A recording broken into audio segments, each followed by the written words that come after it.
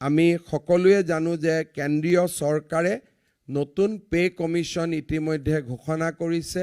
যোৱাকালি কেন্দ্ৰীয় চৰকাৰে নতুন পে কমিশ্যন নটিফাই কৰিছে। অসমতো আমি খুব সোনকালে দৰমহা আয়োগ গঠন কৰিম, যাতে ৰাজ্যৰ কৰ্মচাৰীসকলে কেন্দ্ৰীয় চৰকাৰে ঘোষণা কৰা দিনৰ পৰাই আমি যাতে পে কমিশ্যনৰ সুবিধা পাব পাৰোঁ।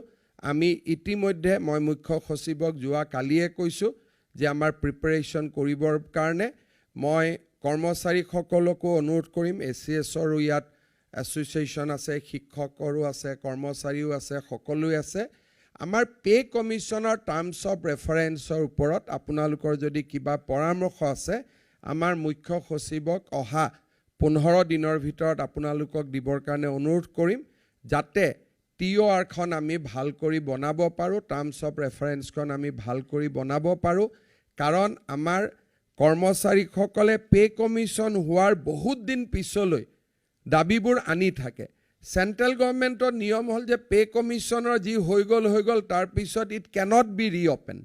কিন্তু আমাৰ ইয়াত সেই কথাটো নহয়, পে কমিশ্যনতো যাব, তাৰপিছত মুখ্যমন্ত্ৰীৰ ওচৰতো আহিব।